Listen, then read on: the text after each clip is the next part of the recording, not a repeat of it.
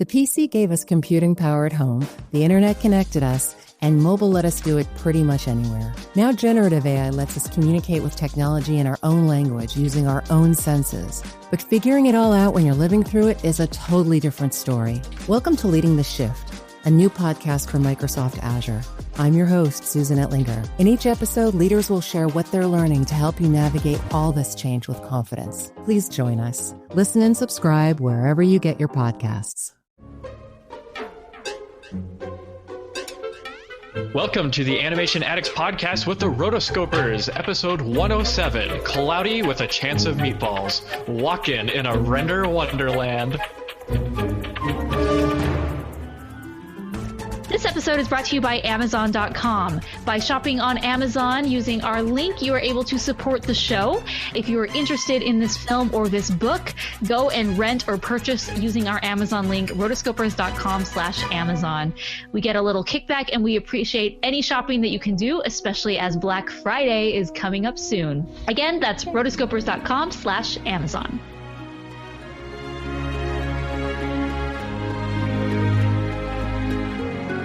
Welcome to the Animation Addicts podcast with the Rotoscopers, Disney, DreamWorks, Pixar, Don Bluth, and everything in between. My name is Chelsea Robson. We have Mason Smith and Morgan Stradling on the line. Everybody say hello. Hello.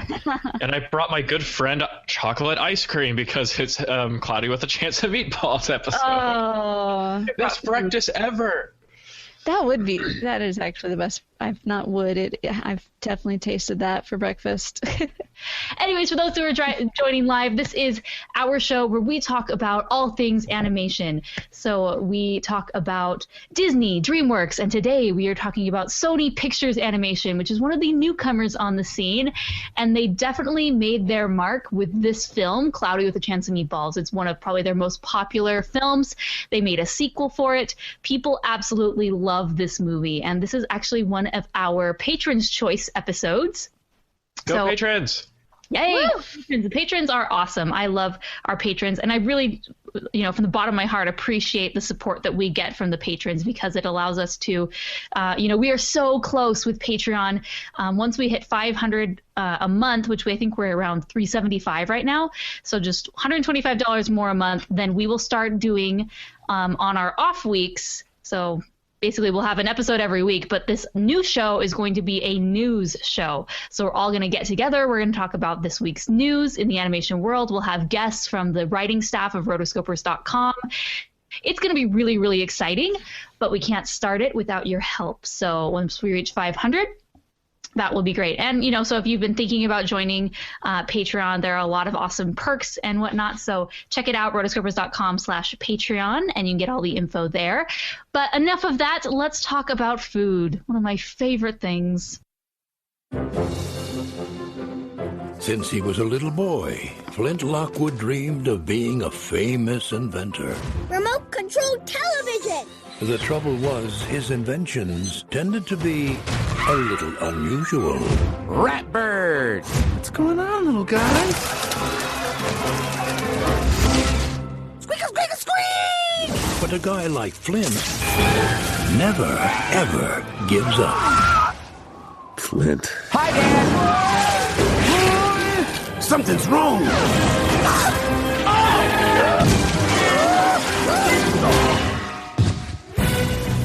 And then one day, he made an incredible discovery. Conversion of water into food. Networking power grid! Yes! Everyone is going to love this. This fall, if you have a hunger for excitement and an appetite for adventure, prepare to get served.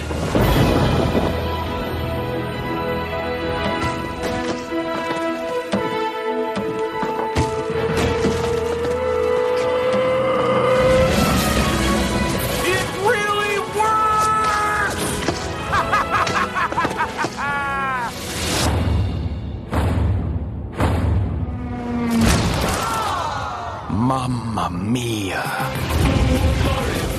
Cloudy with a Chance of Meatballs in mouth-watering 3D. Everything's made of Jell-O!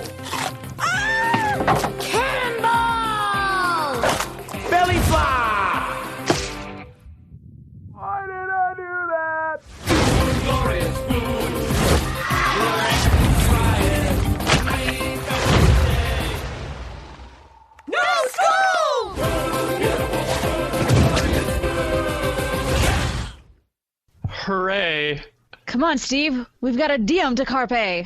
Oh, I like it. I like it. This is a film by a lot of people. So I really like that they put that. If you've noticed some of the newer Marvel movies at the end, and a lot of other films, at the very end of the credits, they're like, this movie was made by over 1,000, industry workers who worked, several million man hours to have this happen. So thank you, VFX industry, for giving them jobs. This is kind of like a more simple and elegant way of stating it, that it's not just the production it's not just the studio, it's not just the distributor, it's the artists and the people that put these films together, and they definitely deserve recognition. I think it was like Lino DeSalvo, ex animation director for Disney's Frozen, who said on Twitter recently that, man, I really wish that they would put the voice actor's name next to the lead animator's name for animated characters. And this is kind of a simple way of helping people understand just how much effort goes into these films. I feel like they used to do that. They did. Yeah, they did with 2D a lot, and they still do for some animated films, but others you have to dig really deep. Like Dr. Brian, Dave from Penguins of Madagascar, I consider to be an animation masterpiece, whoever did the work on him. And I did eventually find out who it was, but I didn't find out through the credits. I had to do some digging on the internet, and I'm a little disappointed by stuff like that. Lots of people and lots of to make things easy. Yeah, and lots of years. What was Strange Magic in production for 8 years? Okay, bad example. But a lot of animated films go on for a long, long time. Oh, that really? It was in production for 8 years, and they marketing just fell flat on that one. It's been in production for so long that one of my professors was working on it when they first conceived the idea. When he was a student, he was working. So Cloudy with a Chance of Meatballs. This is, like I said, one of their most popular films that they have done, filmed by a lot of people. Now, all of this is coming from Wikipedia and Box Office Mojo. We like to talk about some general facts about this film. It obviously studio Sony Pictures Animation. The directors are Phil Lord and Chris Miller. So these two names sound familiar. Yes, it does. Because everything is awesome. Everything is awesome. They went on to direct the Lego Movie. They had so much success with this. I really think this, was one of the highlights of their careers, and now they probably can get any animated film they want, any directing gig. They really are kind of the hot stuff now. This was released September 18th, 2009. So 6 years ago, this movie was released. Which 2009. Crazy to me. Budget was $100 million, and it made $124.9 million in the US, and worldwide $243 million, which is quite good. And so obviously this is why they decided to make the sequel. But I do think the first film is better. It's based on a book of the same name, Cloudy with a Chance of Meatballs. It's a children's book. It's illustrated. It's, pretty short, as children's illustrated books are. But I remember growing up reading this book, loving this book, thinking it was so cool. It came out in 1978. But it wasn't one of those books that just, had its heyday and then left. I mean, even when I was a child in the early 90s, this was a book that I read. I remember this book on Reading at Rainbow. It was that popular. But this film definitely has a different art style than the book. And I like that they took a lot of artistic liberties, because this is way goofier, way funnier than the book. The book was amazing, but they really just took the premise of food coming from the sky and went from there. Yeah, you have to make it more goofy when you have half the cast of Saturday Night Live voicing for your show. You got to make some changes for them. I'm pretty sure this was the first animated film for Bill Hader. I'm pretty sure this was the first animated film for the lady who was Lorelai in Gilmore Girls. Yeah, but Bill Hader, you look at his animation voicing history over since then, in the last 6 years, he's the man. Everything. Especially for Pixar movies, he's just been in everything. He's almost the John Ratzenberger. Almost, except for he doesn't stick with one particular studio. No, he doesn't, but Now he's the head pig guy for How to Train Your Bird, or for Angry Birds. Sorry. You want to throw a bird at a pig? I never read the book, and this was my first time watching it, actually. This was my first time watching it. In 2009, I and Morgan, I bet, we were both out of the country in 2009, and so I think in Argentina it was being advertised as like nubes con, I don't know, something. No, it was called the Hamburger Rain. That's what it was called, La Lluvia Hamburguesa. I think that's what it was. Yeah, I'm pretty sure that's what they called it. And I was like, the Hamburger Rain? It's like, I feel so sad. I feel so sorry for non-English speaking audiences sometimes, because the whole Lost in Translation thing makes things sound really weird in other countries. Like, Mom, I want to watch the Hamburger Rain.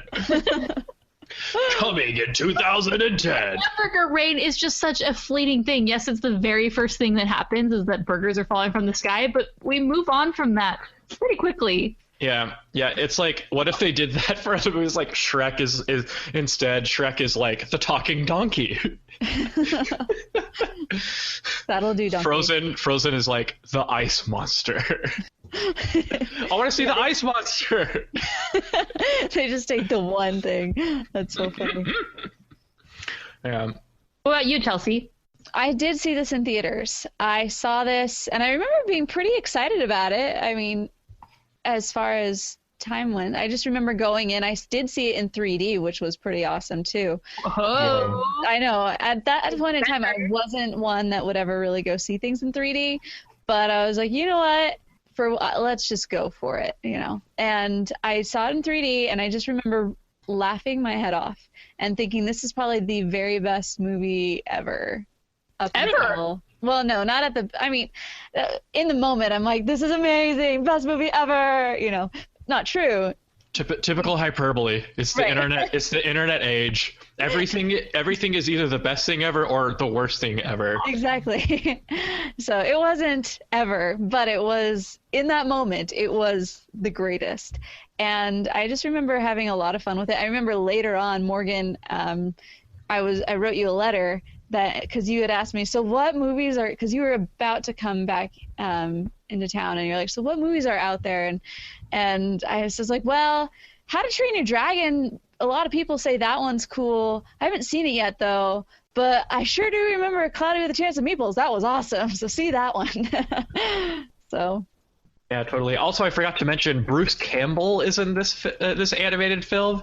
He was from like Army of Darkness and Evil Dead. Those were like the only things he did that were good.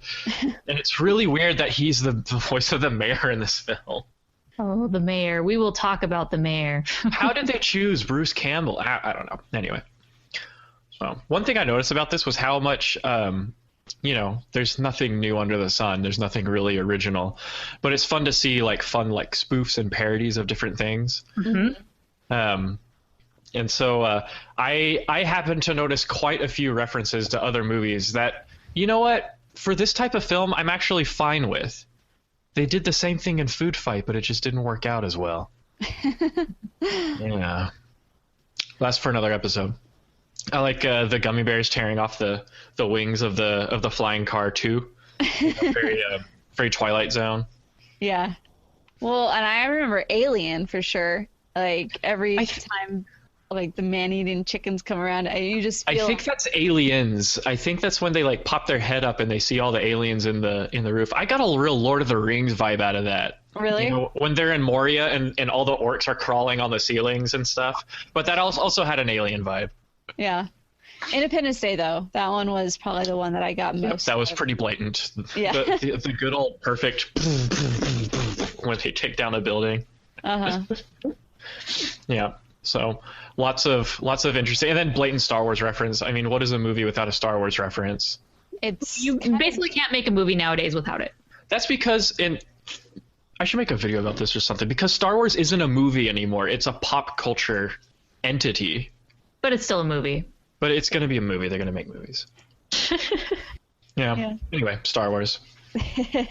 Perfect. So So, like I said, I hadn't seen this movie until today, so I'm interested to hear, and same thing with Mason, I'm interested to hear his thoughts on what he originally thought about this film. But there was so much hype leading up to this film where it was almost... Hype. It's the overhype thing where you're thinking, wow, everyone says it's so great, it's so amazing. Is it really? And it was very good, but I think for me, I was a little overhyped on how amazing this movie was. But I did really like it. I mean... So many great quotes. This is a quotable quote for sure. And I want to watch it again just so I can have all these different quotes in my repertoire because they were so good. And you know what's great is that it's hilarious and it has great quotes, but it's not that inappropriate. You know what I mean? It's like for all the SNL stars, it's hardly bad. Like if you want to judge by Sony movies of inappropriate potty mayhem humor, Hotel Transylvania 2 is up here, Hotel Transylvania 1 is up here, Surf's Up is kind of here, and then Cloudy with a Chance of Meatballs 1, I haven't seen 2 yet. It's like, you know, it's pretty tame. Like, it's good family entertainment, you know, as they say. That's really cheesy, but that's how I feel. And this, I literally finished watching it like 5 minutes before we recorded. I figured so I am fresh off our notes.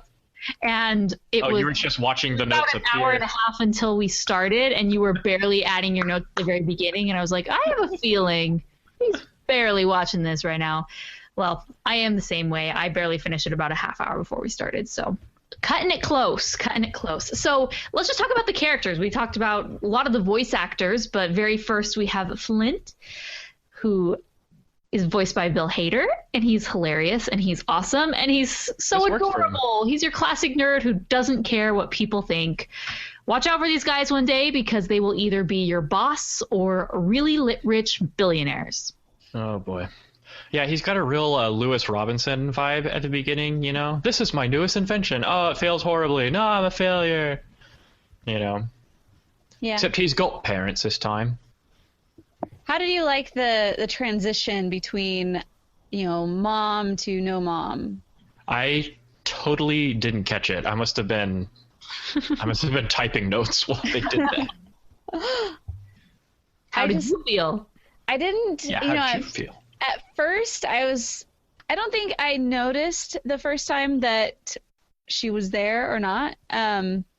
But then this time I was like, okay, mom's here. Then all of a sudden later on you see a point where it's just him and his dad talking, and then on the wall you see 3 pictures, and one is, or 2 pictures at least. One is when all 3 of them together, and then one is a couple years later when it's just him and dad. And I was like, okay, is that how they're just gonna do it, just in the background like that? But then later on he's like, oh, but when mom was here, Yeah. I'm not sure. Everyone can be like Up. I know. Well, it wasn't up. It was...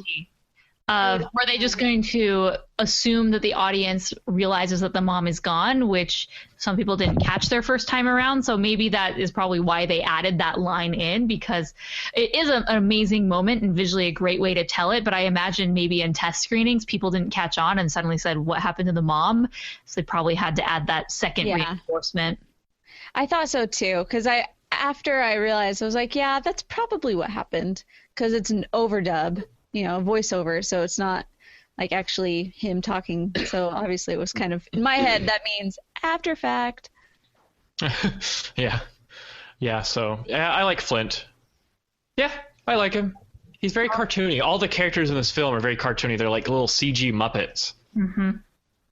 Yeah, I like the animation style in this film a lot. I mean, this really is a unique look that Sony has, where things are just over-exaggerated and very cartoony. I can definitely tell that this is done by the same studio that does Hotel Transylvania. They have a very similar style, and I'm so glad they have been able to find this style that works for them.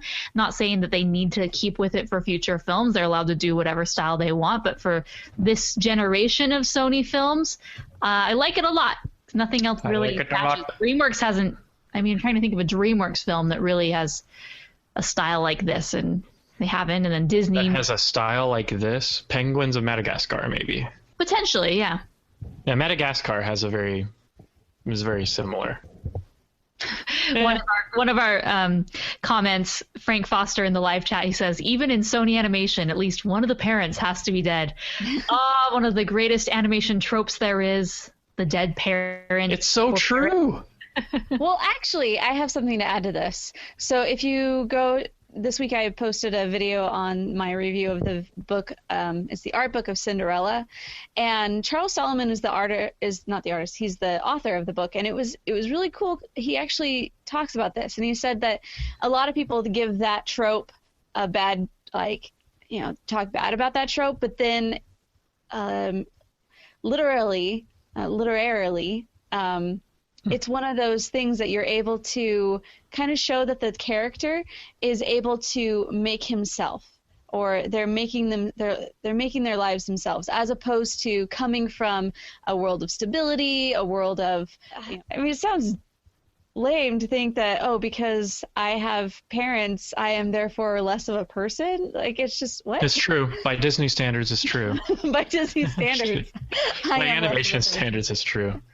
Yeah, but I appreciated that insight of, you're able to look at it in a way of, okay, he's making himself. Yeah, I think it's because in animation, there always has to be a mended relationship, a relationship to mend between the protagonist and their father or mother or parent figure, and since there's usually the conflict between them, and then there's usually the mom and dad duo, where either the dad is supportive and the mom is not, or the mom is supportive and the dad is not, then one of them has to be out of the way, so that there just is that conflict. Or in animated films, both parents do not approve of the protagonist, and then they're allowed to stay in the movie. As long as you disapprove of whatever the It's really interesting, and we could almost do a whole podcast episode just on the family unit in animation. We should. It's been a long time since we've been on our nerdy couch. We need to dust that thing off. Man, getting cobwebs. Do we want to dust it off right now and jump on? My couch is lonely back there. We need a little bit more preparation so we can do a little bit more research, but maybe in our next episode. What's our next episode? Cloudy with a Chance of Meatballs 2? No, the Peanuts movie. But that are somewhat non-existent. So yeah, it might be a good fit. So I already saw the whole thing at the Don Bluth Front Row Theater a couple of months ago. So. Oh gosh. You're best linus ever. Charlie Brown. A Snoopy with lines. Ruminate on that. Snoopy talks. We will talk about that in next episode. But for this episode, back to the family unit. All right. Family unit. Actually, let's talk about Sam. She's adorable. Actually, she is a runner-up, or at least a contender, for most adorable female in animation for me. Oh, she's just extremely genuine and nice, and she's got a really fun personality. Oh, she's the intern. She is the intern. I have never seen this happen where the love interest, her main conflict, usually the main conflict is, I want to do what I want to do and no one listens to me, and that's fine. And that's definitely something that needs to be addressed. But her whole conflict with I'm afraid to look smart because nobody understands me that way, that was really interesting. She's like, what did she say? I too. I was once a nerd too. Two? He's like two? Oh, she's great. It does go along with something that I guess you can see in society where girls don't necessarily feel that they are rewarded for their brains. She was picked on for being a nerd. And so you see a lot of times girls, even though they're very smart, they're very intelligent and capable, they sort of just dumb themselves down. And if they're pretty, they'll just use that. And because that will get them what they want rather than having to 9 times out of 10 for it. No. Yeah, they'll just dumb it down because it works and people accept them that way. And I really think that was an interesting theme to explore in this film, because we haven't seen that a lot, and that definitely is something a bit more modern day. I don't think 50 years ago, 50 years ago, of course girls dumb themselves down even back then, but maybe people didn't care as much back then as they do now, because Now, girl power. Girl power. Code Girls, y'all. Watch it. How about a girl who's got a brain, who always speaks her mind? Nah. Nah. Yeah, I like Sam. And I think this movie wins the award for least annoying monkey character in a film, period. Just, like, think how outside of the box this is. A monkey that doesn't cause all the problems in the film. Like, this is the monkey. Not Abu. Oh, yeah, Abu. He's Grabbing pretty the ruby. Ooh. Okay, Abu versus Steve. That is a hard race for best monkey in animation. We should do a wizard's duel with various monkeys. A wizard's duel? Turk would lose. Sorry, Turk. Wait. Technically, gorillas aren't monkeys. Well, that's true. All right. But Steve is amazing. Like, he doesn't really fix everything. He helps a little. He doesn't really ruin everything either. He's just kind of there as, like, comic relief. I was very impressed that was the use of Neil Patrick Harris's talents in the use of Steve. Like, really? Oh, yeah. Really? Neil Patrick Harris. Yeah, pretty good. Gummy bears. Gummy bears! That is totally me. I'm like, for breakfast, gummies? Yes. So, I love gummies. I think we should talk about the dad last on the list of characters, because I feel like he's the most complex. Okay. All four say yay. Yay. All those opposed by the same sign. The vote has been noted. Let's see. Baby Brent is amazing. Baby Brent! He does that. I love every time he does it, his eyes that same pose, because it's all he's used to. What a brilliant use of Andy Samberg's talent. It's like you take the Andy Samberg machine and you just punch it into overdrive and leave it there and duct tape it to the place that you put it. That's what you get with Baby Brent. One thing that I love about this movie, and talking about Baby Brent, definitely highlights that, is the very unique, hilarious mythology or anthology that this world creates. That if there's this little city that is on an island and they happen to have sardines as their main source of income, and then that dies. But before that, they had a mascot, and that was Baby Brent. But now Baby Brent is grown up, and this is still his only his claim to fame. And it just keeps going on, and it's getting even more ridiculous. But it's so perfect. Oh, it's great. It's great. He totally wins as one of the most, like, entertaining, pathetic characters.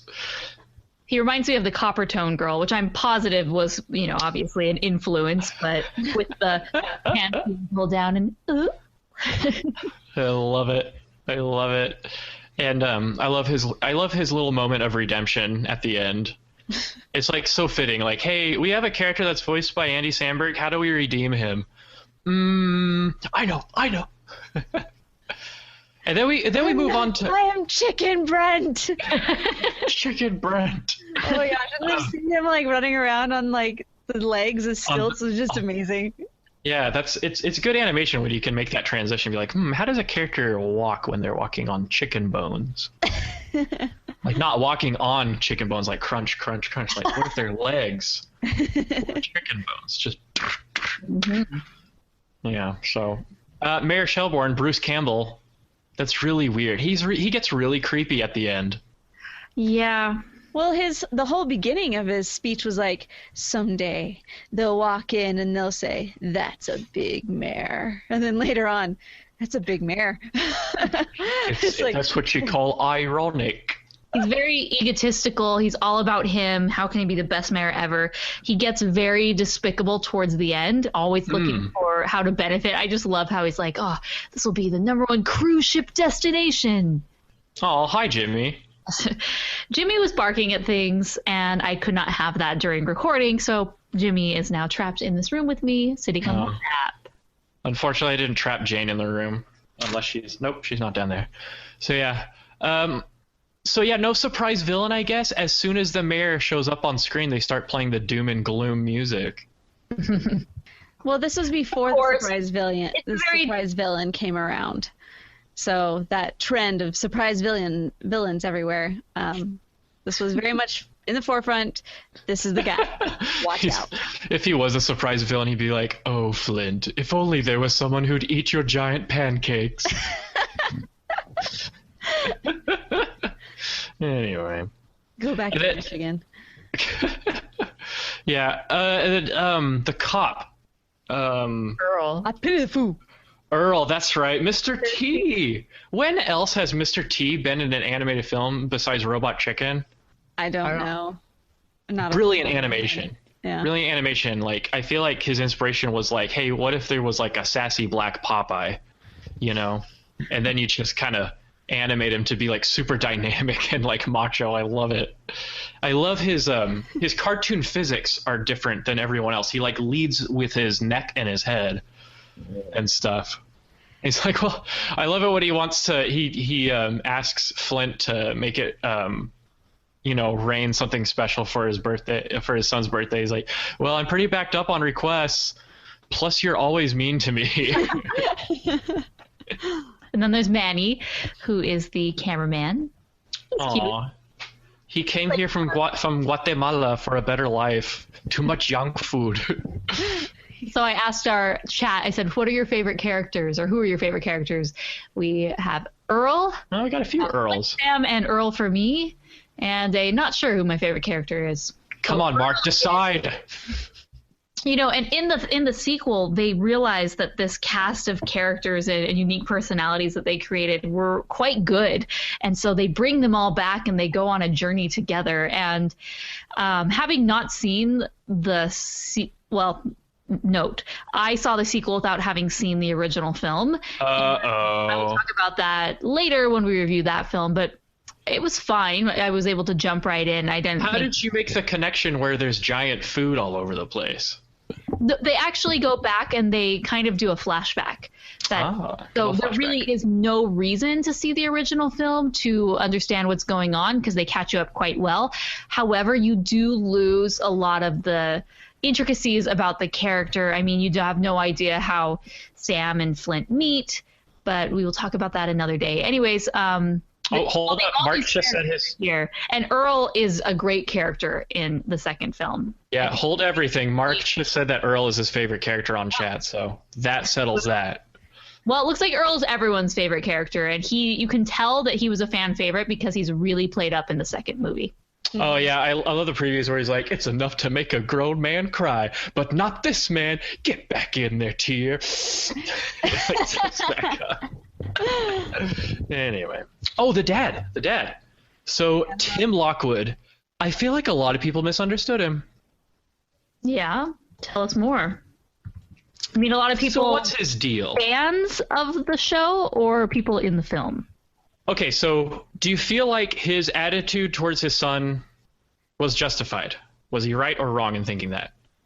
I think he's definitely a realist, and he has this business, the bait shop, and it's working, and he needs to provide for his family, especially now that his wife is gone. And I think his attitude kind of reflected that. He was doing the best he could because he wanted the best. I do not think that he's a risk taker in any means. He's very conservative in how he lives. So I think maybe he was justified because he ultimately wanted the best probability of success for his family, and he didn't see science as providing that or having a very low chance of success. Right. Yeah.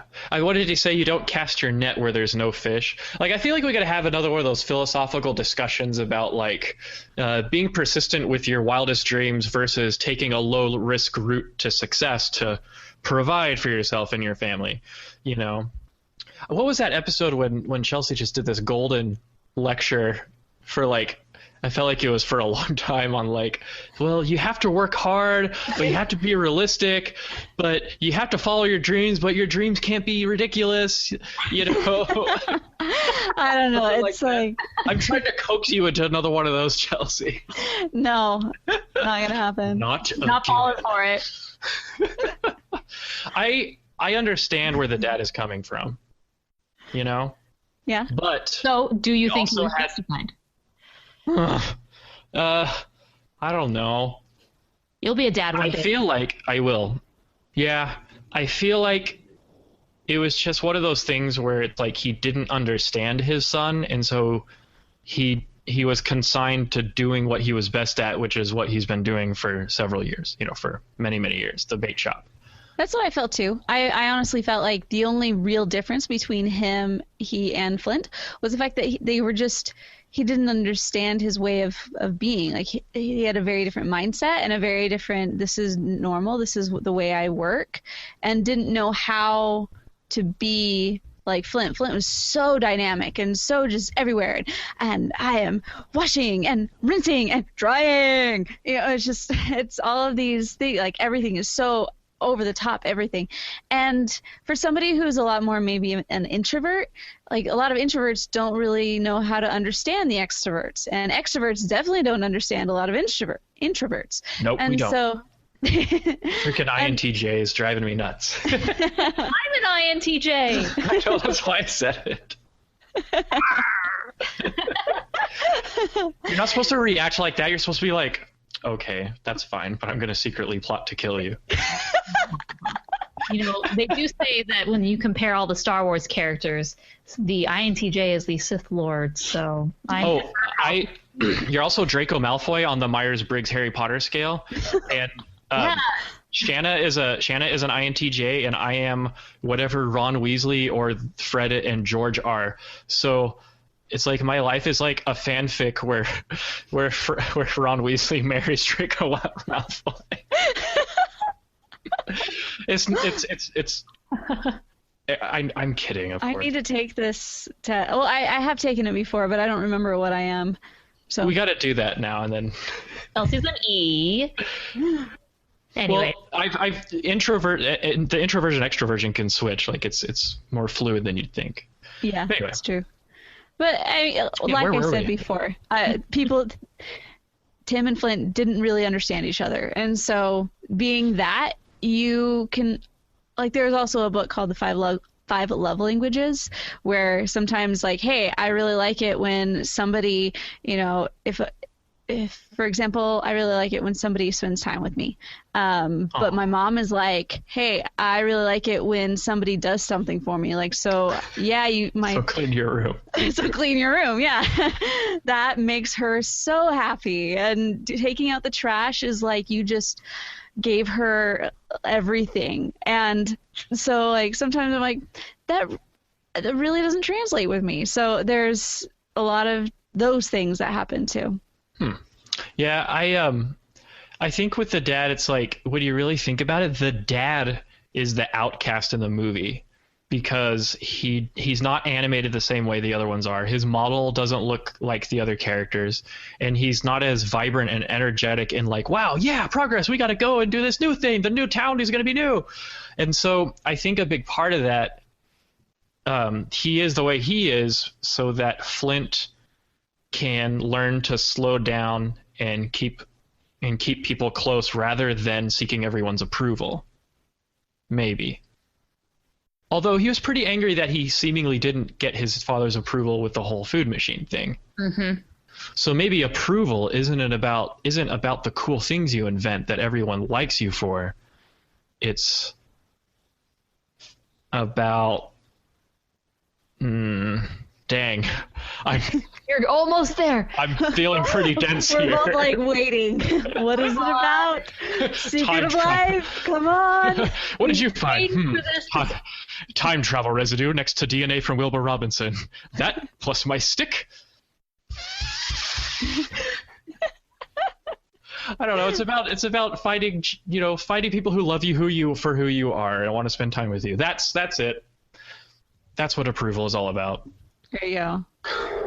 And gummy bears. All right, so yeah, I feel like we've beaten the dead Tim Lockwood horse.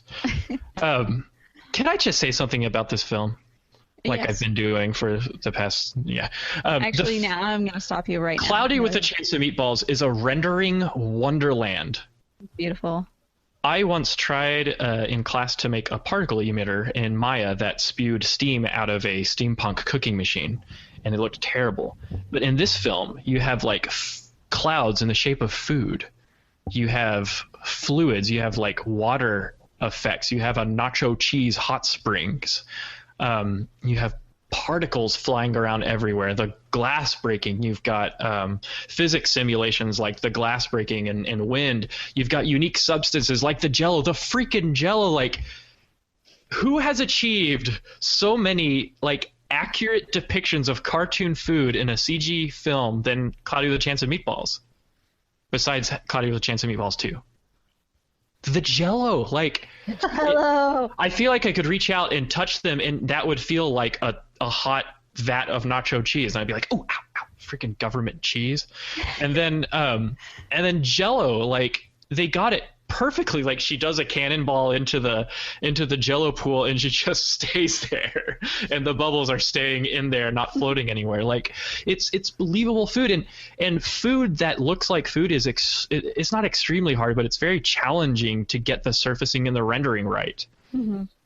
You know, it's considered a good thing on your demo reel if you can show that, like, hey, this is a slice of lime that I rendered in CG. Like, look how the light goes through it, and the subsurface scattering and the transparency. Like, it's stuff that technical animation nerds like myself really love. Although I don't really go into surfacing and rendering, but I appreciate it.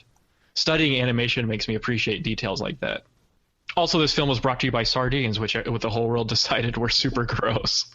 No, the moment they like started saying yes, sardines is our main transport, is like, oh, nasty.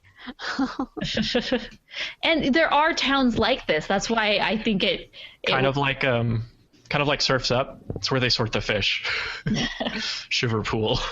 Mm-hmm. But there's some companies or some cities where the whole economic livelihood is based on this one thing, you know, whether it's a paper factory or this or that, you know, and then when it moves somewhere else, or Aggie football, the whole town is devastated, and that's exactly what happened. So I think this was something that was very relatable, but it was just hilarious that it was just the most absurd thing. First off, you know, a product that most people we know exists. Do people really eat it that much? I mean, other than sardines? Yeah, I mean, I think the last time I had a really large load of sardines was when we did our cruise. No, I don't even think we had any sardines, because they had some dishes that had sardines on them. One time Dad came home and he's like, son. Sardines. Like, No. One time we were doing this thing at home where we were trying to eat out of our food storage, and we were really bad at storing food for disasters, and all we had was like sardines and crackers. So Dad was like, shh, all right, this is a sardine. I was like, it's a fish with bones. He's like, no, you just chop it up, you put on a cracker. It's good. Have fun. And then we ended up not eating it and just feeding it to the cats. They would survive in a disaster, not us. Oh my gosh. Sardines, folks. Sardines. Going back to the world that they created with the rendering and everything, it's just I first really fell in love with this when I was going through and doing a review of the art of Cloudy with a Chance of Meatballs 2, and I just fell in love with the colors. First off, man, so many vibrant colors that was just like beautiful everywhere you looked. And then just the world, as we were talking about before, just how each character is shaped and modeled, and just they're so cartoony, and just the whole thing worked. And it was so outrageous that I believe that it helped even the plot to be even more outrageous, and you to totally accept it and be like, yep, this is the world we're in. So I really appreciated everything they did in that realm. Yeah, very good technical achievement. And then the colors, you can, when they're talking about sardines and how boring sardines are, all the colors in the town are very dull and muted and low on saturation. It's not until the food comes where things start to liven up. The manna from heaven. Manna from heaven. I like that we're introduced to Flint at the very beginning, and we just see him as a little youngster, a little youngling, and how he's super into science. That's his thing, and he's kind of spray on shoes. And I love how they set this up, because everyone makes fun of him for that, and it really, I think it's cool, but they established very quickly that this is something that is not cool. The kids do not like him for. And then we see him grow up and he's still using the spray-on shoes. And then later when he meets Sam, she goes goo goo gaga over those shoes. And this could solve the untied shoe epidemic.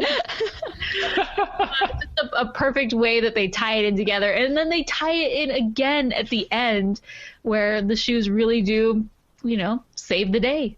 Aw, his inventions do work. Yay. Well, just the fact that the shoes are indestructible. It's like, I'm sure we can come up with better ideas to use whatever that substance is. Yeah, why didn't he become a superhero? He's like, ooh, I can make body armor off of this. Yeah, because it never comes off. That's why you would never spray your whole body with it. Right. Well, but I mean, he still could make some type of carbon fiber or whatever out of it and be pretty successful. Pretty successful, yeah. Mm-hmm. So let's talk about all the food puns.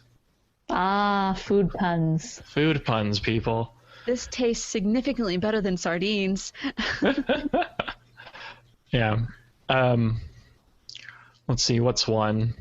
All right, the newscaster guy that was talking to the intern the whole time was a real jerk. Anytime that she is giving the weather report, it's your classic newscaster thing to make these really cheesy one-liners. And, oh, gosh, I can't even remember some of the ones that she says, but...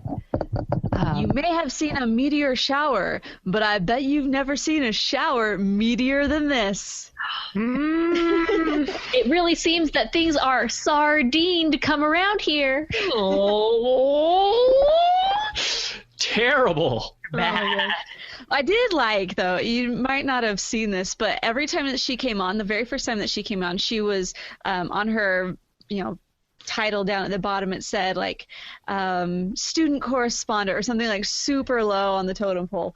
And then later after her, after the, her first time that she talked about the food coming down, it changed to senior correspondent, food weather correspondent out of there. It's like she's sweet. Climbing on up. Yep. When she messes up her first day and she smooshes her face on the camera, and then the next they bring him back on the air and they're like, our intern who totally embarrassed herself on her first day at the job has something else to say. I just love every line in this movie. It's so very witty, very well written. Not a scrunchie? I haven't seen one of those since 1995. Oh, brother. Hey, scrunchies are pretty versatile. I'm not quite there with the man top bun yet, but when I do get there. Are you actually going for the man bun? Oh, no. Bill Lord and Chris Miller, they were not only the directors, but they were also the writers. And, the Lego movie, how funny and quirky that film is. I just really think this is their forte, is these quirky, fun, hilarious films. Yeah, what a duo. Like, I would love to, learn more about their, process or their, creative process. Whoa. Is this like a Swan Princess reference that I don't know about? That's American Tail. Oh, that's right. Hey, I saw that. Oh, yikes. All right, so things start to change when cheese falls out of the sky. The cheese. There's this scene where everybody is like, and then his mouth is like, that was a little annoying, I'll admit, but everybody else was pretty funny. Mm-hmm. Yeah. And then the hamburger rain that everyone came to see this movie for, shows up. And I don't know, food from the sky seems unsanitary. No, there was a quote and it's like, it's perfectly sanitary. Oh, that's right. It's like asphalt, it hits the ground. I'm not a germaphobe, but I'm not going to eat. Oh, yeah, that's why you kind of got shit with a net. Because at first, the food is regular size and manageable, but then giant hot dogs. This is the molecular structure of today's hot dogs. So there's all sorts of foods that come up. There's the hamburgers, then ice cream. Strawberry's my favorite. Strawberry's my favorite. Oh, poor strawberry kid. In the book, Steve's getting into it, and he's throwing chocolate around. Ooh. In the book, there was snow, but the snow was mashed potatoes. Oh, brother. I imagine mashed potatoes wasn't necessarily as appetizing and awesome of a food for. Could you imagine a story pitch meeting like, and then it starts raining mashed potatoes, and the kids go wild. The director's like, yeah, we need to change that to something more exciting. There's nothing more exciting than mashed potatoes. Actually, there's one thing more exciting than mashed potatoes. Instant mashed potato. Yes. Yuck, yuck, yuck, yuck, yuck, yuck. Yeah, so ice cream was definitely better. I love how in the ice cream section, Earl and his son, I love you, son. I know, Dad. You tell me every day. Oh, that's so sweet. Mr. T loves his kid. I pity the poo who don't. That was like the whitest way to say that, but yeah. I love it when Flint's like trying to figure out snowball fighting. He's like, is there like a point system or is it to the death? And then he goes on an overly zealous snowball rampage. You know what?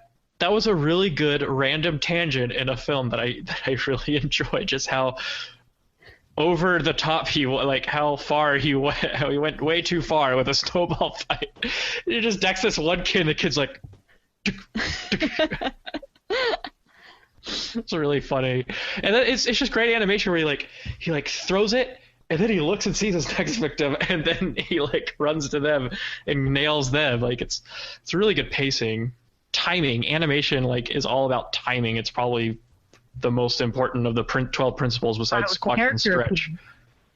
Well, character appeal, yeah, that one's important. Okay, they're all equally important, except maybe straight ahead animation. Depends on what episode we're on and what Mason says is the most important. It depends on my mood at the time. Today I decree that. I think that's our new joke on the podcast. The most important principle of the 12 principles of animation today for this episode relating to this discussion. Yeah, that's how it works. Yeah, and so timing definitely important. Yeah. And then what they're doing this whole happy fun time broadcast, and I love their fake animation Times Square. It's got billboards for older woman jeans, bubbly sugar water, and Cat's Deli for the Broadway play Cats. And I've actually eaten at the Cat's Deli in Austin. I actually saw Mr. Katz himself. So I'm kind of a huge deal. Name dropping. Right. Never name drop without context or without a point to it. I've learned that at many a career fair. Yeah, so I've talked to Don Bluth. And they're like, oh, okay. Yeah. And who are you? Yeah. And who are you? No, I literally did that to someone at Real Effects. I was like, yeah, I'm more of a technical animator. I've done this. I worked on this project here. And I have a podcast, and I've talked to Jorge Gutierrez, and he likes us. Oh, no. And they're like, sure, kid. You want me to put your resume on the top of the pile? How'd that work out for you? It worked out real well. I got a $85,000 a year salary at Real Effects. Thank you very much. That'd be amazing. Well, if you're a technical director. But yeah. So things are all happy and awesome, and it's manna from heaven, which would that be such a bad thing? Literal, the biblical manna from heaven, or food falling from the sky? Not the biblical manna from heaven. That is awesome, but the Israelites got very, very bored of that very quickly because it was the same thing every day. Kind of like the mayor. Yeah, but this manna, quote unquote, from heaven changes every day. You got steak, got ice cream. So what if this actually happened?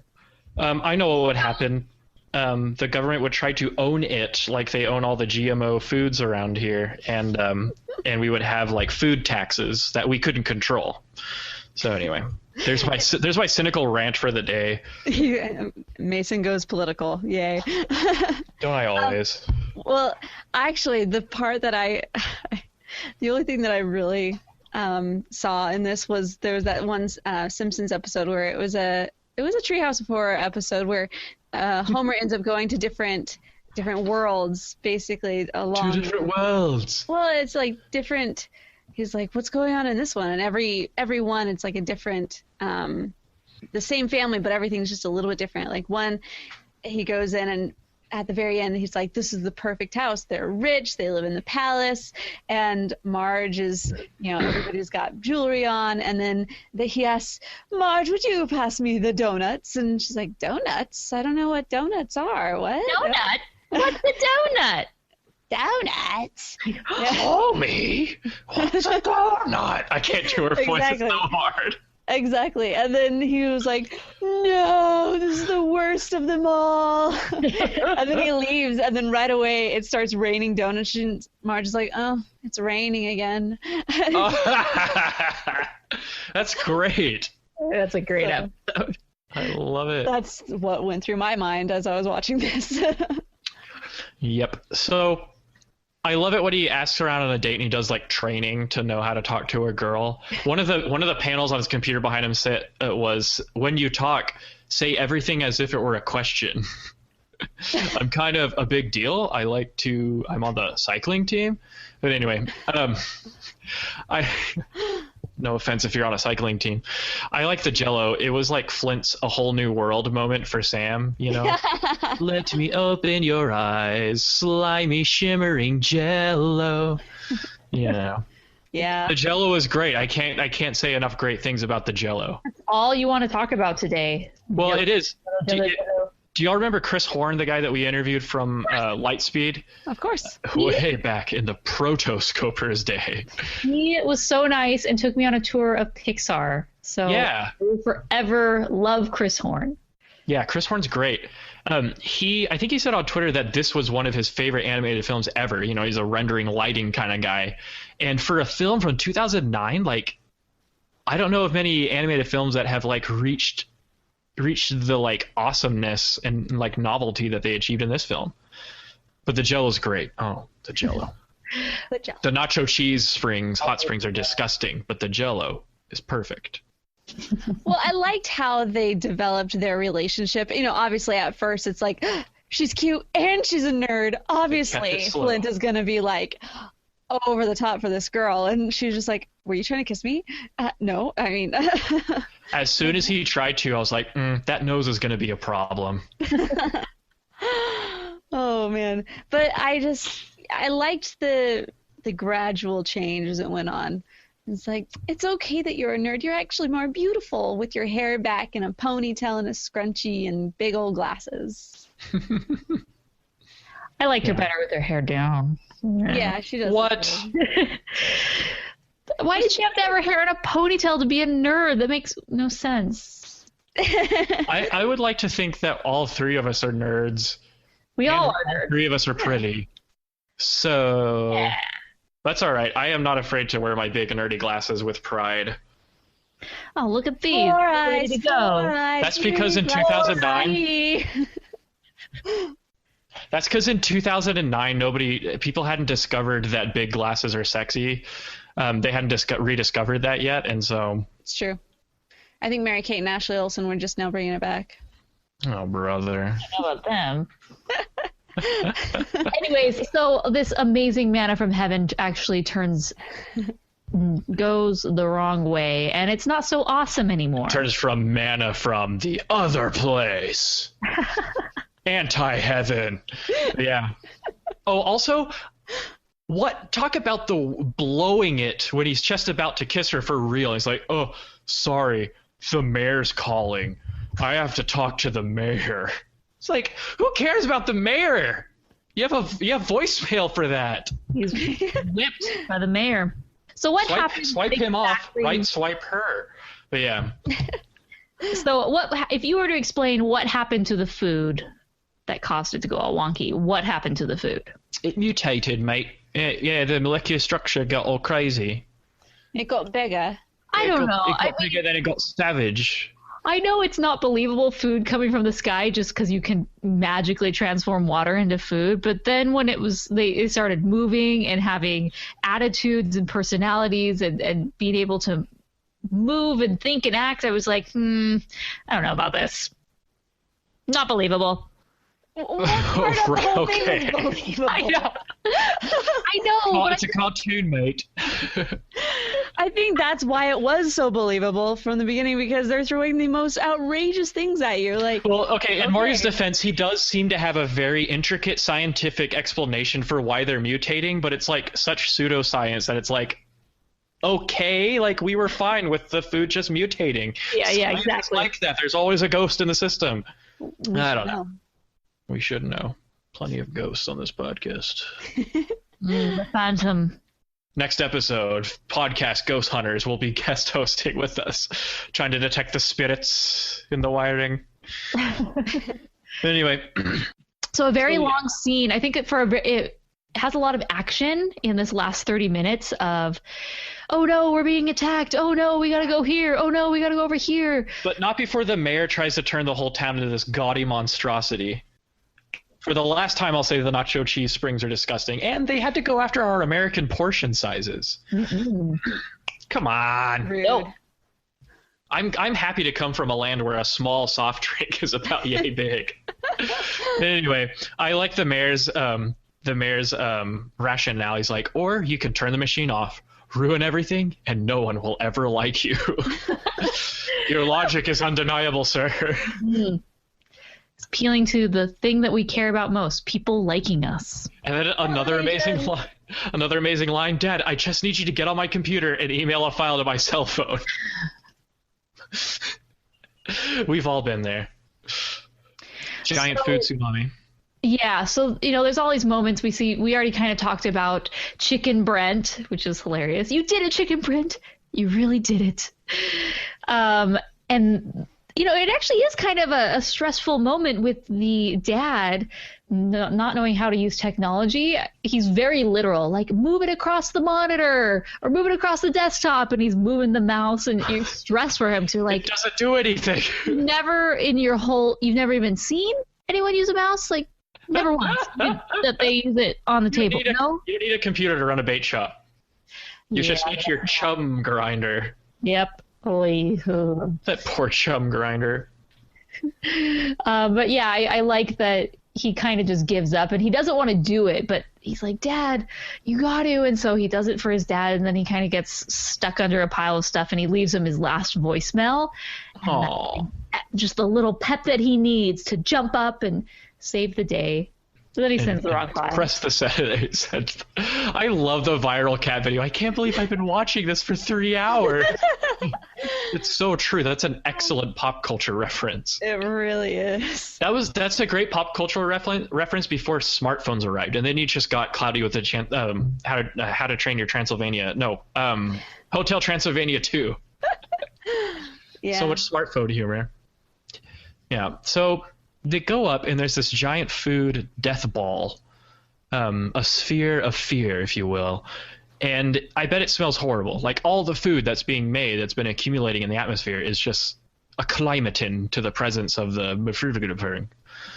And I bet it smells horrible. I bet it smells horrible. Like yeah, all of that's those what you smells get together. when it's like when the nasty kid at your elementary school mixed all the stuff that shouldn't be mixed together in his lunch tray at the cafeteria. That's what it smells like times 100. Yeah. That actually didn't know. go through my mind until just this moment. Thank you. Well, it went through my mind. You're welcome. Ethan probably was that kid mixing all those. No way. I am inventive and I am creative, but I would never. Oh my gosh. Food. Like if I'm eating breakfast and I happen to have a pancake with syrup and bacon, you never let the bacon touch the syrup. You never let scrambled eggs touch the syrup. Syrup, Sweet and salty is so delicious. I believe in food segregation. Oh, see, if you don't know this about me, you don't know this about me, listeners, but I'm a huge fan of the show Survivor. It is basically Oh, really? I've never heard. Animation, maybe. So weird. I would never peg you for a Survivor fan. No, never. But people, ever since I've started watching the show, like they always do these gross food challenges, and so people always like dare me, like, here, let's mix all this junk up, and you eat it. And so in my head, I'm like, okay, Survivor practice, it's on. I specifically remember we were at a Thanksgiving one time. You know they're feeding them TGI Fridays on the side there off camera. Oh my gosh. Anyways, we were eating Thanksgiving dinner, and they literally had a goblet of water and mixed turkey, salt, gravy, cranberry sauce, pie, and mixed it all together and said, "Drink this." And I did, and it was disgusting. But yeah, anyways. Hey, you want to be on a show that makes you eat stuff like that? Only once. They only have $1 million, yeah. Okay. $1 million? Yeah, I think. So back to this little town. Yeah, so back to the movie that we watched. Let's see. Where are we? How about those parrot Offsprings are rats? disgusting. Those things are great. Those were my favorite. Just carry a kid off. Pretend you're dead. Hey, dude, just play dead. I like it when they're going down that hole, and Sam is like, we can go back, we can start over, live underground, use bacon for clothes. So random. I like it when the love interest is just as goofy and quirky as the outcast protagonist. You know, so this film makes it very obvious from the very beginning that they're perfect for each other. Yeah. I think there maybe should have been a moment where they were kind of torn apart, because it never happens. They're always together. Even when she's really mad at him, she goes with him. Yeah. Anyways, a girl can dream, can't we? Now they're like Rapunzel and Flynn Rider. Like, they have their differences, but they're pretty much made for each other and inseparable. Yep. Oh man, that's another Nerdy Counts discussion. About how awesome Flynn Rider is. That are truly perfect for each other. Not Disney couples, animated couples that are truly perfect. And Roger and Anita, nothing's going to tear them apart. It's true. Yep. Even the dogs bring them together. Oh, and then there's the part where she's all allergic and she's like, I like you, okay? Like, as You're gonna a go to friend? anaphylactic shock. Actually, I'm not allergic to peanuts. You thought that having an allergy would make you more attractive? Huh? Oh, nerds. He did have to consult the internet for how to talk to girls. Yeah. And I like the pacing on their love interest, you know. You would think after the Jell-O they would fall in love, which they kind of did. So yeah, it's actually kind of good they did take the call from the mayor. Mm-hmm. So, you know, he saves the day, and Giant meatball explosion. mm-hmm. And then they kind of pick up right where they left off with their really disgusting kiss that grosses me out. Like, why? Because they gotta hold their breath before they go in. Because like kissing is like so you like suck air in. So how do you do that while Because they It don't creates a vacuum. understand. They don't understand the art of kissing or what it is. They just think, I'm not going to be able to breathe for a second, so hold it. Nerds. It's got nothing on Aladdin. Aladdin is like the ultimate animated kiss. Oh, yeah. We should rank. Valentine's Day we should do best animated kisses and then have Cloudy with a Chance of Meatballs as like the anti one. Perfect. Okay, You done. heard it first on the Rotoscopers. It's happening. Oh, I love it. Anyways, okay, so wrapping things up, basically, we wrap things up right after that. It's over. Mm-hmm. I did It's like how fine. they just kind of ended it, though. Like, all right, we're good. Does the sequel go into how the food probably went really bad after a while? Literally picks up right where this ends off. So, Like the minute of? Yeah. more or less, yeah. Well, that's cool. I love sequels that do that. A little recap in case you didn't see the first one like me. Previously on Cloudy with a Chance of Meatballs. It was a really cute movie. I don't know if I ever talked about like my initial reaction, but I really enjoyed it. Like it was funny, modern SNL style humor with SNL stars, and it didn't go to places that I thought it might, and it was pretty good entertainment. Like, not to mention the Jell-O. It definitely deserves the praise. Yes, excluding the nacho cheese fountain. You're all. Oh, nacho cheese hot springs. My gosh. All right, so our listener question, we asked on Twitter and Facebook, what is your favorite quote from Cloudy with a Chance of Meatballs? So I might let Mason read these since he's so good at these quote things. Well, what do we got? On Twitter, Eric says, I love food puns in the sequel. There's a leak in the boat. Oh. Duchess Swan says the Flint Lockwood diatonic super mutating dynamic food replicator, or Flint for short. Oh, she's so cute when she's like the forever. Hello, Sam Sparks. I'm America. It's like when you mess up in Spanish class on your presentation, you're like, yo soy Texas. Mark Brown says the Flimzimziver, or whatever it's called. Frank says, hello, Sam Sparks. I'm America. Very good. Very good. That's such a funny one. Charmaine, she is actually in the chat. So is Frank. So is Mark. But Charmaine says, my chest hairs are tingling. Something's wrong. Oh, yes. I love that. Mr. T is brilliant. Mark also says, shirt ripples. And you thought an allergy would make you attractive?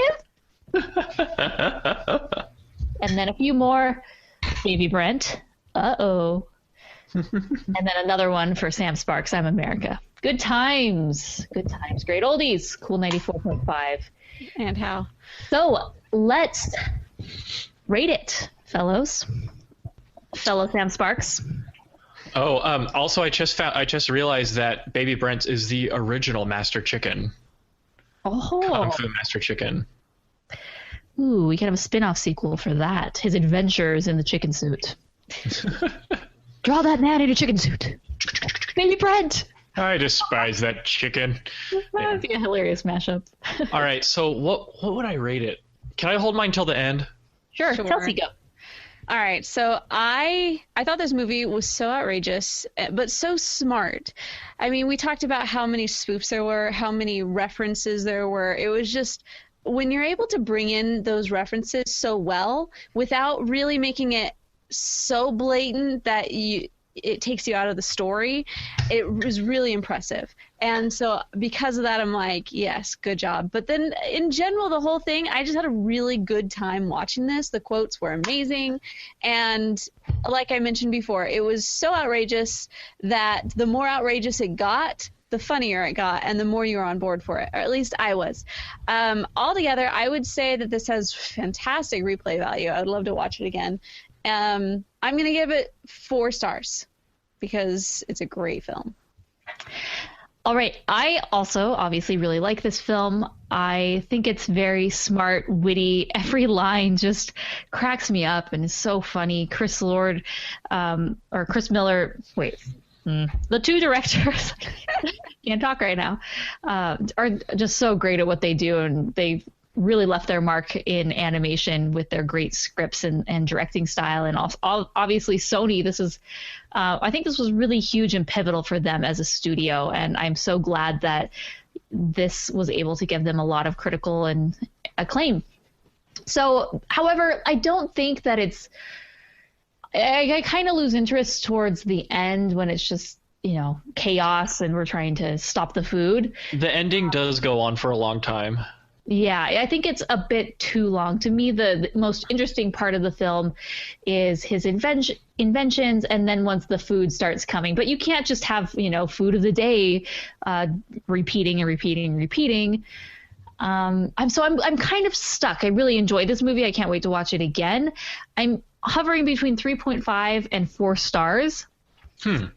So, and I think I gave the sequel 2.5 stars, which maybe I need to do that, but I just didn't love it. True.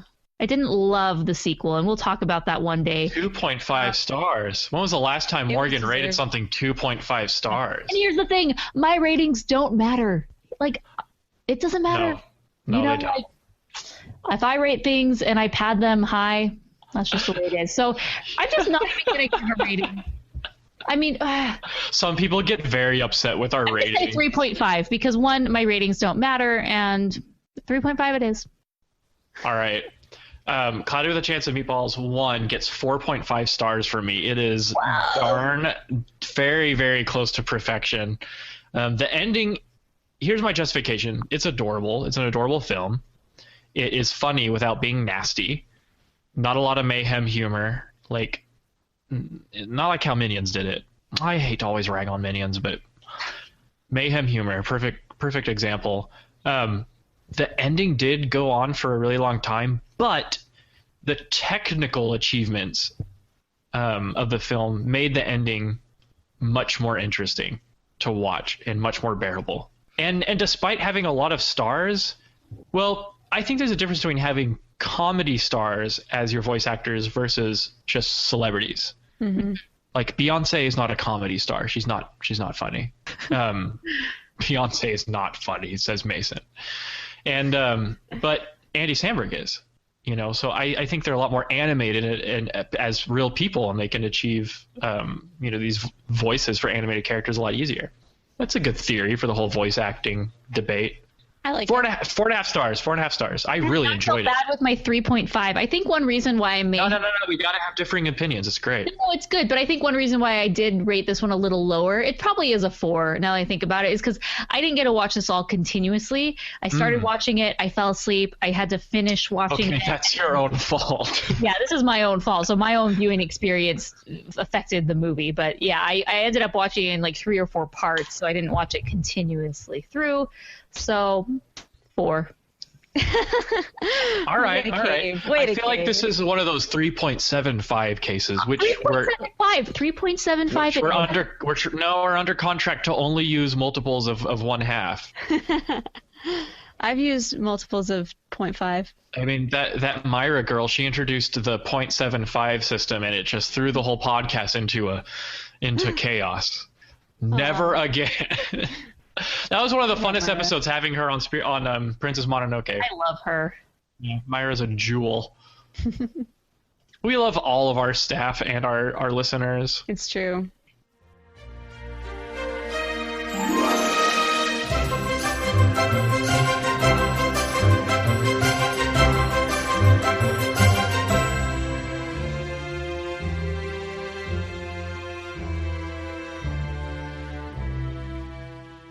All right, so I am going to go to the voicemail section right now. Our first one is from Ryan P.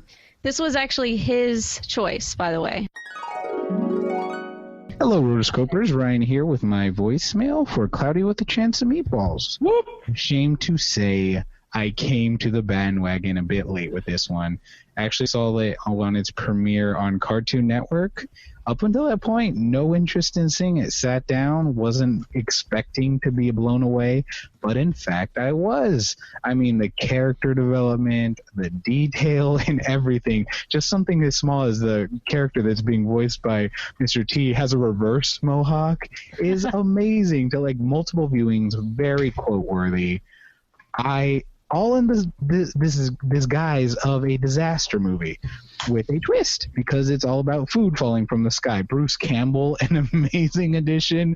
If you guys got to watch this on a huge screen, just how he is constantly sweating as he becomes super morbidly obese.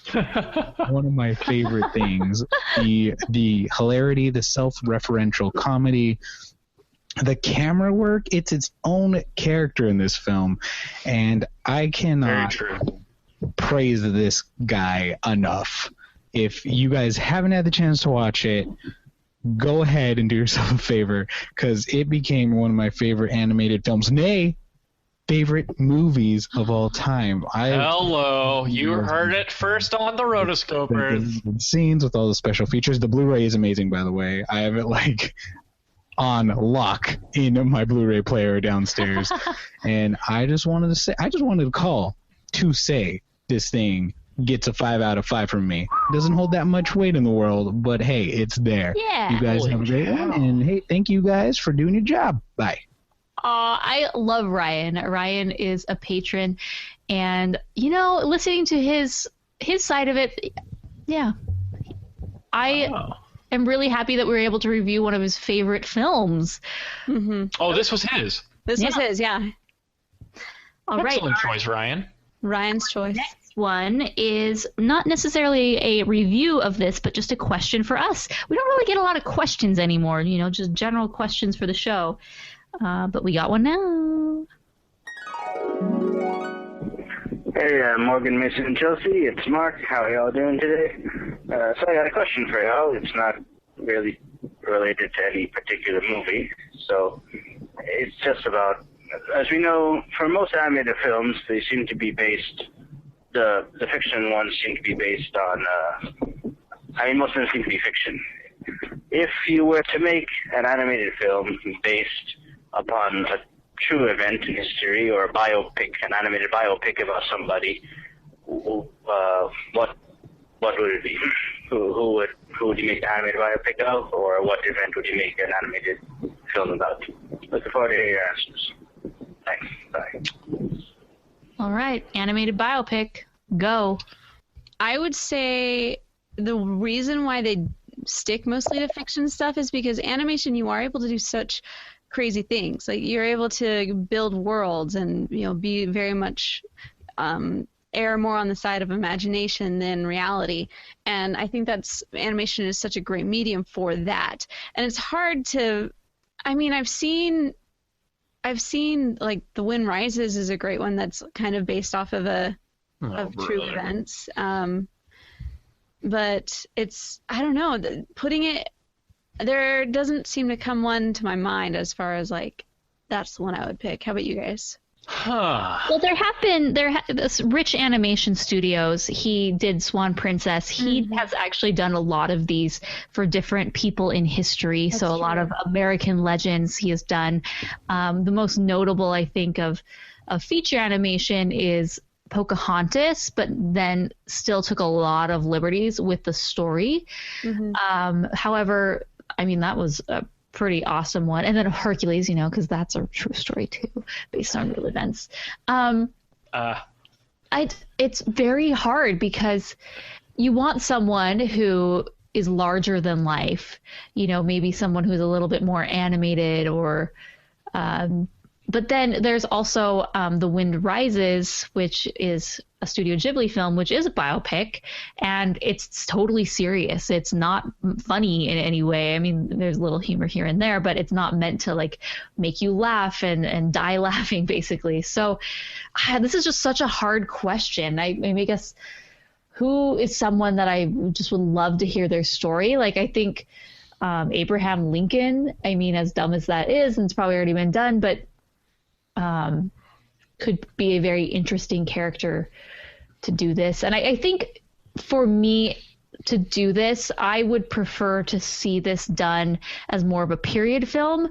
So I would prefer someone from, the 1700s, the 1800s, where it's not just replicating history or real life as it is, but we also get to go back into some other world that we have not seen before. Yeah. Like Mark Twain, I think, would actually be a really interesting one. Oh, they did an animated film with Mark Twain, and it was crazy trippy. Oh my gosh. Charlie Chaplin. Ooh. I think his story would be really interesting. He's kind of more of a character in general. Because he's a movie star, probably the most famous movie star of all time, but also to see, like, he was the one that wrote the song Smile, though your heart is breaking, smile, even when you're aching. And it's, so like somebody who's that deep, who could come up with a song like that, and then also, but just, I don't know, I think that would be a really cool story just in general to see. Yeah, that's pretty good. Let's see. What would I do? I just watched Rango again because it's one of my favorite animated films ever. So I think there needs to be more Wild West stuff. Also, I was thinking about this. I think they should do an animated film on like 1960s civil rights stuff. I think that'd be kind of interesting to do in an animated film, and or to like tell the story of that through animation in a way that where treat it differently than how Ralph Bakshi treats civil rights issues. But yeah, I think that would be kind of cool. That and Wild West. I don't know. I think a lot of animated films are based on a certain time period, not exactly a moment in time, not exactly a specific event. Mm-hmm. Well, also you could also I really liked how in the Book of Life they took stories that, yeah, those weren't real, obviously, but if you would take a story and put it in like puppet characters or something like that, I think that is a cool dynamic. I mean, it's a cool switch in medium. Good question. Very Excellent good. Thank question. you. So if you have a question for us, be sure to leave us a voicemail at rotoscopers.com/voicemails. You can also give us a call at 406-646-6575.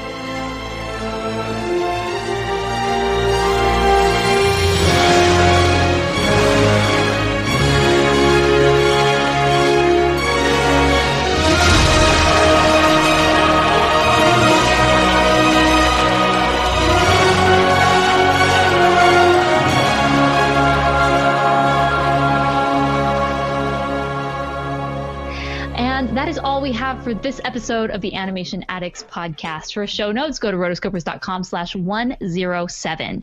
That's where you can find all of the links for different things that we've talked about throughout this episode. You can rent or buy the film. I've also included links to the soundtrack and to the original book. If you are interested in maybe having an audio version of this book, Cloud with a Chance of Meatballs is available on Audible.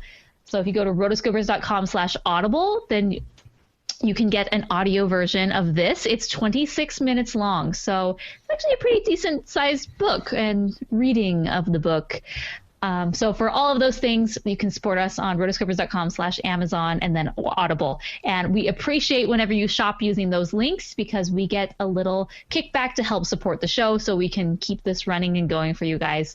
Also, we talked about Patreon. We are really so close. We're probably about just a handful of patrons away from having a weekly news show or a bi-weekly news show. But then the show, the Animation Addicts podcast and whatnot, the Rotoscopers will be doing a show weekly. Let's just put it that way. Okay?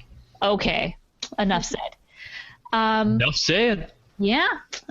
Of course, you can find us on Stitcher and iTunes. Make sure to leave us a review, and we will read your review on the air or at least give you a shout-out.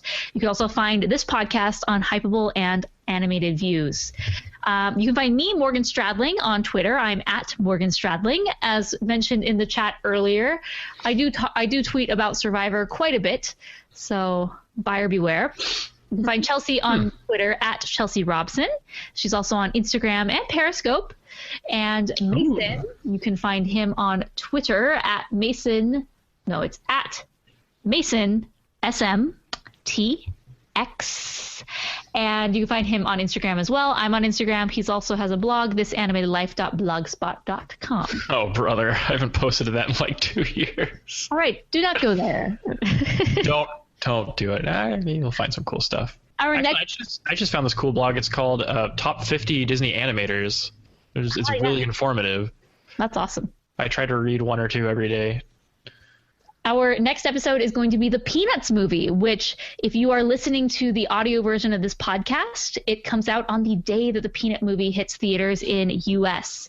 So we're really excited about that. So in 2 weeks, we will be reviewing that. Definitely to prepare for that, go see and support the movie in theaters if it's available where you live. I know some places that aren't going to get it for a few months, but if you can, definitely go support these films and filmmakers in the box office, especially during those first few weeks when it's so critical. So that's all I have. Do you guys have any last words, parting remarks? Well, okay, I just want to say that like last week's episode was frustrating at the end, but I really think that we achieved something here because I feel like we haven't had that many.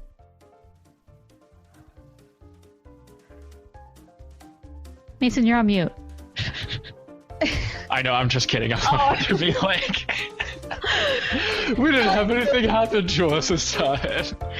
Anyway. Yes, the Phantom of the podcast strikes again. Thank you for your good thoughts, listeners, for keeping the Phantom of the podcast at bay.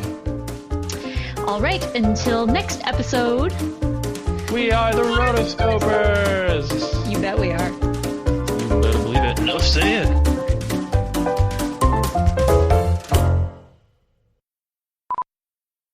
Okay, let me think.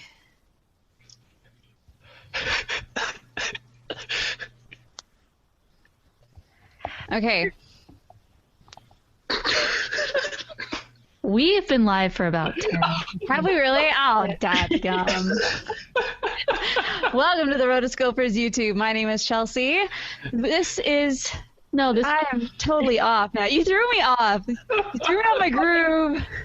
I'm sorry, but you thrown off Chelsea's groove.